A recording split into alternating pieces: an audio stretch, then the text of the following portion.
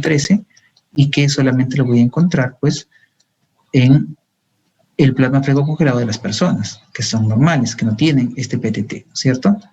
Entonces, ahí se podría usar el plasma frecocongelado, porque para otro tipo de recambio plasmático terapéutico, como por ejemplo, en un síndrome de Guillain-Barré, lo que voy a utilizar es albúmina, siempre tratando de utilizar el medicamento, ¿no? En este caso la albúmina, que es un hemodderivado, y no el plasma frecocongelado, que es un hemocomponente, porque siempre existe la posibilidad de que aquí, a pesar de todos los cuidados que hay, pase una infección, mientras que aquí en albúmina es más difícil, ¿verdad?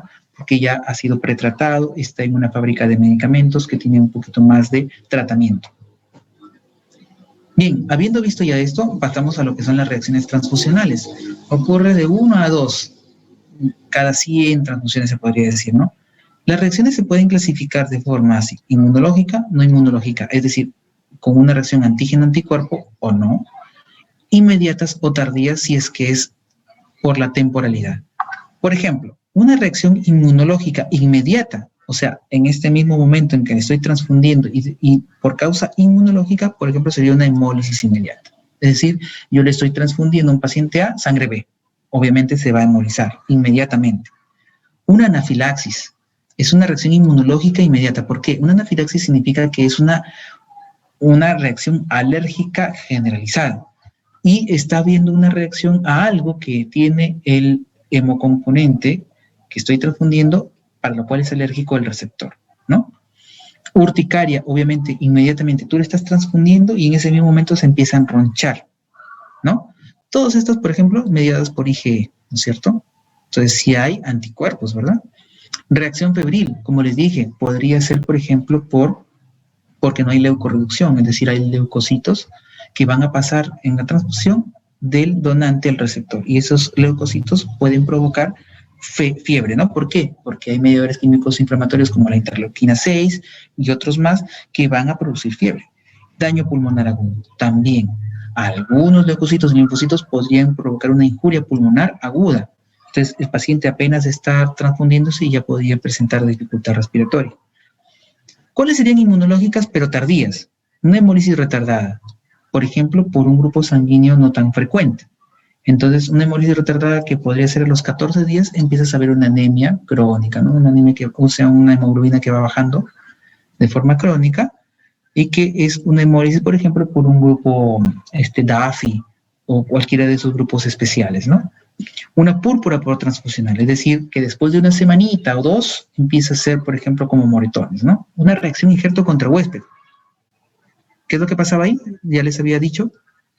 Una reacción injerto contra huésped. Por un trasplante en la que, claro, o sea, el receptor no reconocía los, en este caso, los antígenos, ¿serían?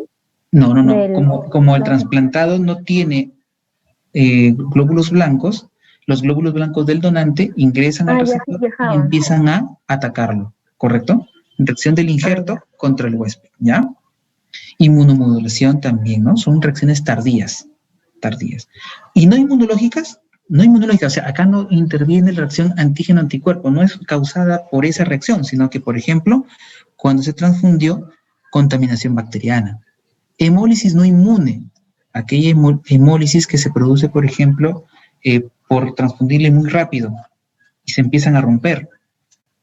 Hemólisis no inmunológica, no es un problema de incompatibilidad, es un problema de mecánico. Sobrecarga de citrato, o sea, mucha cantidad del anticoagulante, sobrecarga de volumen, sobrecarga de potasio, podrían tener reacciones inmediatas no inmunológicas como por ejemplo un paro cardíaco, ¿correcto? No inmunológicas, no tiene nada que ver con la parte de la compatibilidad, sino la cantidad de hemocomponente que sería transfundido. Y tardía, no inmunológica, sería la transmisión de infecciones, como por ejemplo un VIH, como por ejemplo una hepatitis B, una hepatitis C, ¿correcto? Son transmisión de infecciones que son una reacción no inmunológica y que es tardía, porque para que se haga positivo, pues va a demorar un poco, no es inmediatamente que ya tienes el VIH y la hepatitis B. A pesar que ya te puedes haber contagiado, no lo vas a ver inmediatamente esa reacción. O una hemosiderosis porque estás transfundiéndole crónicamente a ese paciente, por ejemplo, de leucemias o de quimioterapias, le transfundes tantas veces que puedes provocar una hemosiderosis. Entonces, aquí habían unos ejemplos, ¿no? De reacciones inmediatas inmunes, reacción hemolítica, son debidas a la administración de sangre incompatible, se produce una hemólisis intravascular, se debe a los anticuerpos naturales IgM. ¿Se acuerdan que ya les había explicado por qué eran naturales? Porque son IgM, y es la primera causa de muerte asociada a transfusión.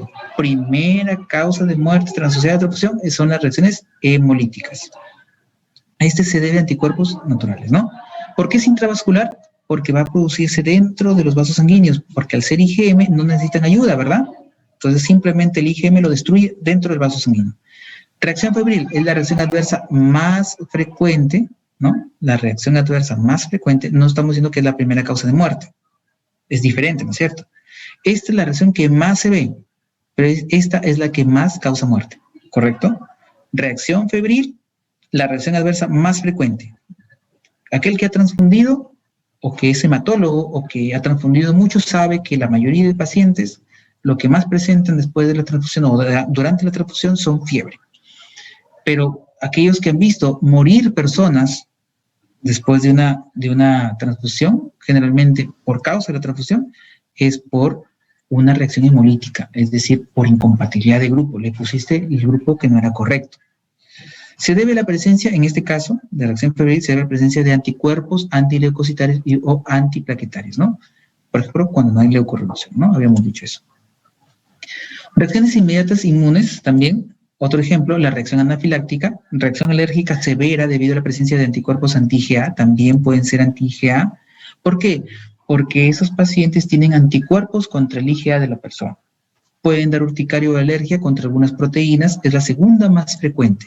¿Por qué? Porque la mayoría pues tiene alergia, ¿no? Alergia a alguno de los componentes de este componente del donante. Daño pulmonar asociado a la transfusión, o el famoso TRALI, pues, ¿no? Injuria pulmonar aguda asociada a la transfusión. Se debe a la presencia de anticuerpos antileucocitarios que forman agregados a nivel de la microcirculación pulmonar. Es la segunda causa de muerte asociada a transfusión. ¿Cuál es la primera causa? La reacción hemolítica. ¿Cuál es la segunda causa? El TRALI, ¿ya? Segunda causa de muerte. ¿Cuál es la más frecuente? La fiebre. ¿Cuál es la segunda más frecuente? La reacción anafiláctica. Pero en cuando se trata de muerte, la primera es la hemólisis y la segunda causa, el TRALI. No se olviden. Reacción inmediata, pero esta vez no inmune. Tenemos sobrecarga circulatoria, ¿no? Se produce por una sobrecarga de volumen. Le has transfundido mucho en pacientes con alguna alteración o también porque puede tener una enfermedad cardíaca. No le transfundiste mucho, pero como tiene un déficit, un CHUM, es decir, un CHUM distributivo, ¿no? Una sepsis distributiva, entonces enfermedad cardíaca, pulmonar o en edad avanzada, aquellos que tienen falla cardíaca, ¿no? Entonces podrían sobrecarga circulatoria y hay una reacción inmediata, pero que no es inmune. Contaminación bacteriana, ¿no? Durante el fraccionamiento puede ocurrir una contaminación de la bolsa de sangre y entonces estoy almacenando sangre que está contaminada, por ejemplo, con E. coli, o de repente esa sangre tiene ahí, por ejemplo, una pseudomonas y le estoy transfundiendo esa bacteria, ¿no? Hemólisis no inmune. Así como habíamos visto una hemólisis inmune, que es por una incompatibilidad sanguínea, la más frecuente, la no inmune es por la destrucción de hematíes por efecto mecánico, traumático, efecto de temperatura. Por ejemplo, lo calenté mucho, o de repente no dejé que se temperara, o por drogas, etcétera, o por ejemplo tiene válvulas, o lo transfundí muy rápido, y entonces al transfundirlo muy rápido, se lisan los glóbulos rojos, ¿no? Hemólisis no inmune. Las tardías inmunes, hemos dicho hemólisis retardada, enfermedad injerto contra huésped, púrpura trombocitopénica, a la inmunización. Y las tardías no inmunes, la transmisión de enfermedades infecciosas, como habíamos dicho, VIH, hepatitis B, hepatitis C, etc. Bueno, acá la doctora también ha explicado algo con relación al SARS-CoV-2 que estamos viendo, ¿no? No se realiza el test actualmente pretransfusional para COVID-19. En el hospital regional, por ejemplo, lo que hacen es seguir con las 7 pruebas obligatorias y solo aquellas personas que tienen la posibilidad de haber tenido COVID-19 se les rechaza y se les difiere por 28 días, ¿no? Para evitar que pueda, a pesar de que no se ha demostrado que se pueda transmitir a través de las transfusiones, es preferible, como es un virus nuevo, no esperar a que pase la infección, ¿no? Que pase toda la parte clínica. No hay casos de transmisión de COVID-19 por una transfusión, posible donantes con fiebre u otros síntomas de COVID o con contactos cercanos son rechazados y diferidos hasta 28 días. Bueno, en este resumen, en donde vemos acá las reacciones agudas de la transfusión, ¿qué es lo que se debe hacer? Inmediatamente parar la transfusión, ¿no es cierto? Confirmar que realmente sea el producto para el paciente, porque a veces puede ser que nos hayamos confundido y por ejemplo, ¿no? En lo que pasa a veces, el técnico que lleva la sangre está conversando con otro técnico cuando está llevando la sangre al paciente y como está con Esto es Guerra o con la novela o con otras cosas, le transfunde a otra persona. O porque las personas no le han puesto correctamente el nombre del paciente en las camas o porque lo cambiaron de cama y no se avisaron o porque tenían el mismo apellido pero no vieron el nombre. Pasan esas cosas y eso hace que a veces pueda ser un resultado fatal y mortal, ¿no? Entonces se observa a la persona para ver si tiene fiebre, cómo está el estado cardiovascular, el estado respiratorio, ¿no? Si hay urticaria, angedema, todo esto, ¿no? Se ve una vía intravascular para cualquier intravenosa, cualquier que se tenga que actuar. Y entonces estos son los principales síntomas que podrían hacernos sospechar de que, por ejemplo, tuviera una sobrecarga circulatoria o que pudiera tener un TRALI, ¿no es cierto? O que podría tener una fiebre hemolítica o una fiebre hemolítica, una reacción hemolítica aguda a la transfusión, una sepsis o una urticaria, ¿no? Y ahí acá están las posibles sintomatologías que podría tener la persona, ¿no? Bueno, acá algunas infecciones de Estados Unidos, aquellos exámenes que hacen a la sangre en serología, ¿no? O el testeo que hacen. Nosotros no hacemos esto, hacemos algunos de estos, hacemos 7 pruebas, ¿no? ¿Cuáles son las 7 pruebas que hacemos acá? VIH, hepatitis B hacemos 2, core y superficie, hepatitis C, HTLV, Chagas y sífilis. Son las 7 pruebas obligatorias en el Perú, ¿ya? Esas son las que hacemos. Mientras que en Estados Unidos, por ejemplo, también hacen babesia, citomegalovirus, veo por acá también Zika, el virus del Nilo, del Este. Entonces, nosotros no lo hacemos, ¿verdad?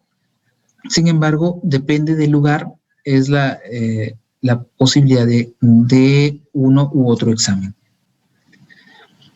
Bien, esta es la frecuencia con la cual se transmiten algunas de estas infecciones por la transfusión, ¿no? Por ejemplo, cuando hablamos de sangre, virus de hepatitis B, 1 en 1 millón, ¿no? Hepatitis C, 1 en 1.2 millones, etcétera, ¿no? Acá en plasma, ¿no? ¿Cómo podría transfundirse? Esto es lo que les explicaba, bueno, también la doctora lo ha explicado, la de Lima, ¿no? La hemólisis intravascular y la hemólisis extravascular. Habíamos dicho que este es el IgM, ¿se acuerdan? Como un pentámero, IgM. Habíamos dicho que este IgM, anticuerpo, frío, natural, ¿no es cierto? Completo. ¿Por qué completo? Porque miren, como tiene varios bracitos, puede hacer hemólisis y puede hacer aglutinación. Mientras que estos anticuerpos IgG son calientes, irregulares, incompletos, ¿no?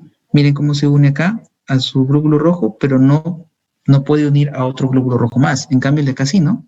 Este bracito une este glóbulo y este otro a este otro glóbulo y se puede observar la aglutinación, mientras que este a veces no puede. Por eso se llama incompleto, necesita otra ayuda. Lo que necesita es acá otro anticuerpo que una esto, así, ¿no? Si yo tuviera acá en otro glóbulo rojo, ¿no? Entonces, la unión de otro anticuerpo haría que pueda verse la aglutinación. Es por eso que se llama así, ¿no? Entonces, ¿qué es lo que pasa?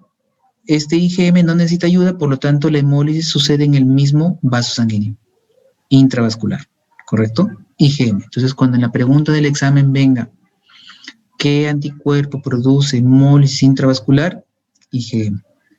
¿Qué anticuerpo es el involucrado en una hemólisis extravascular? IgG. ¿Por qué? Porque el IgG solito no lo destruye, sino que lo que hace es opsonizarlo, lo vuelve aperitivo al al sistema retículo endotelial, para que lo puedan destruir.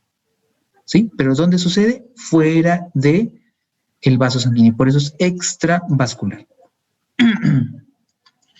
Bien, acá es un resumen de las reacciones a las transfusiones. Ya habíamos visto, ¿no? Una reacción hemolítica aguda, que habíamos dicho que es la principal causa de muerte, ¿no? Una reacción anafiláctica, la injuria pulmonar aguda, el TRALI, ¿no es cierto? Una sobrecarga circulatoria, la sepsis, la fiebre no hemolítica, que ya habíamos visto que es mecánica, y la reacción urticarial, que es frecuente. Muy bien, y ahora sí pasamos a la última parte, que es la eritroblastosis fetal.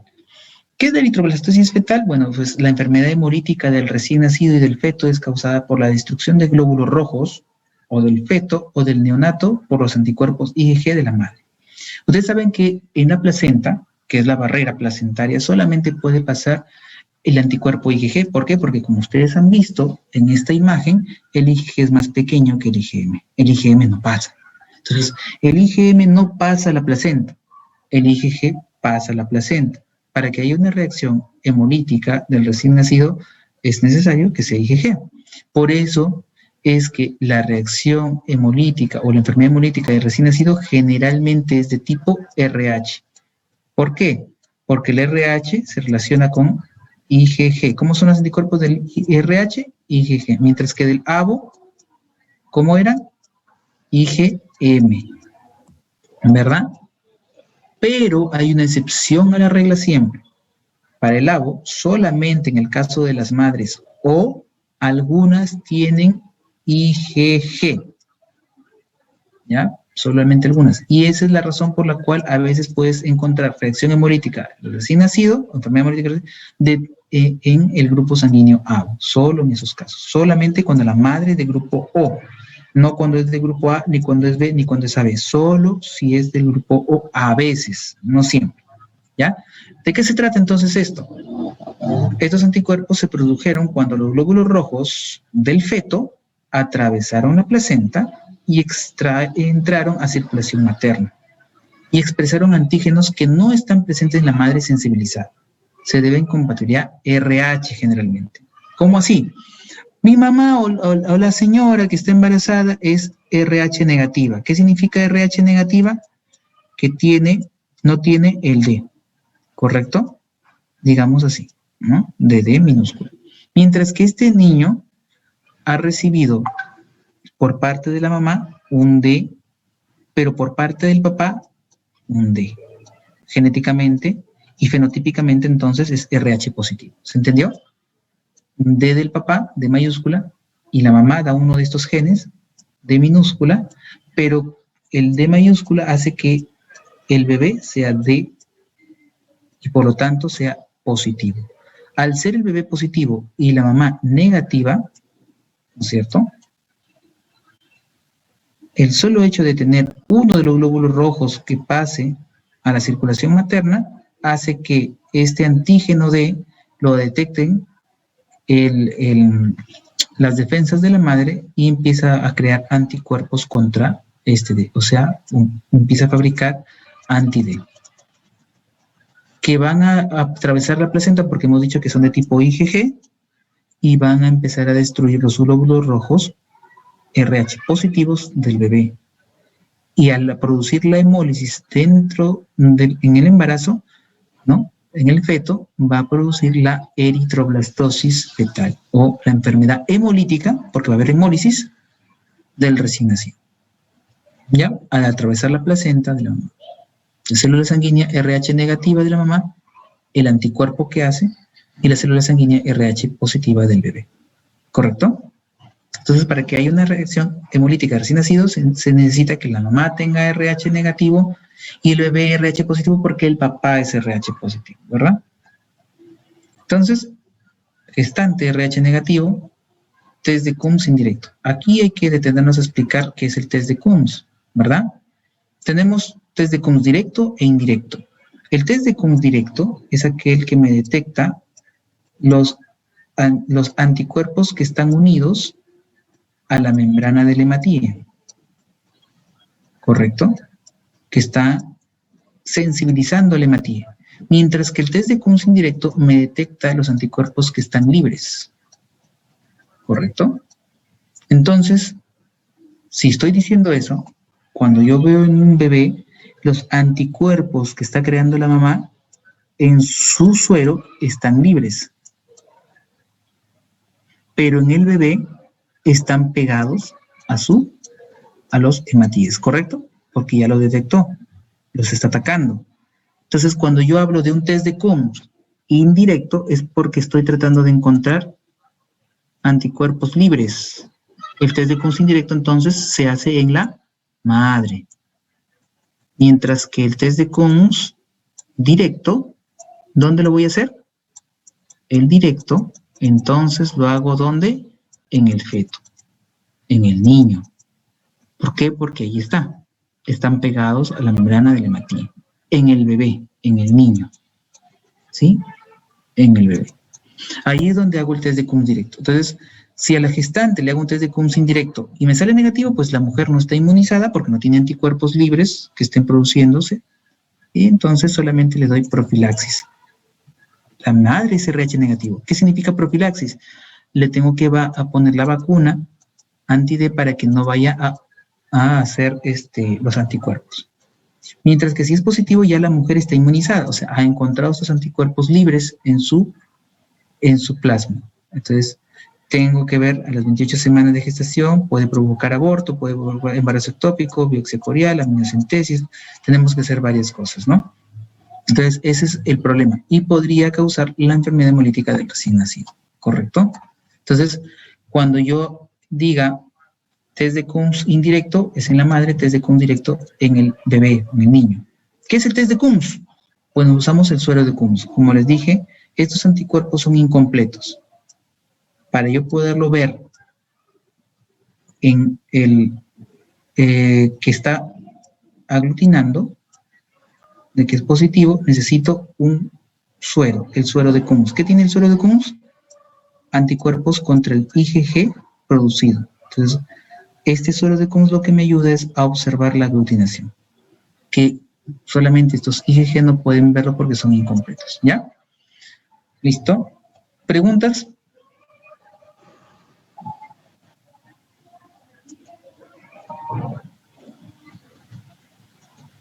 ¿Se ha entendido todo?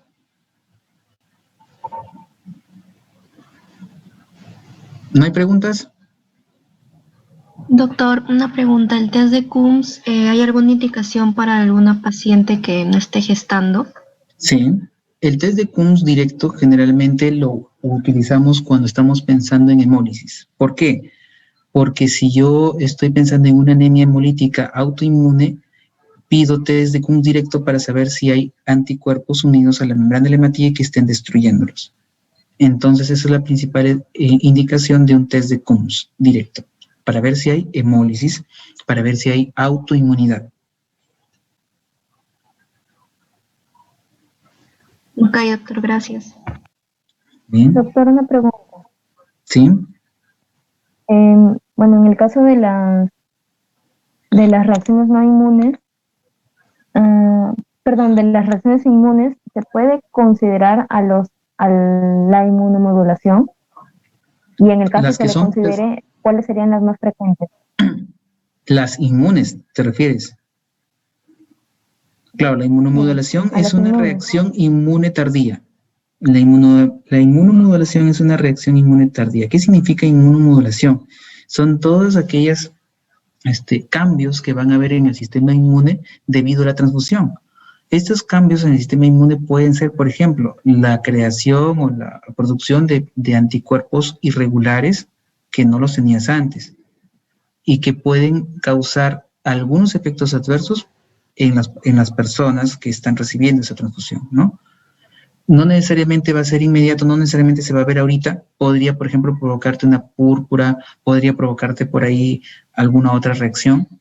La inmunomodulación son todas aquellas cambios de citoquinas, etcétera, anticuerpos, complemento y todo que puede pasar de forma crónica por haber tenido esa transfusión. Ay, doctor, gracias.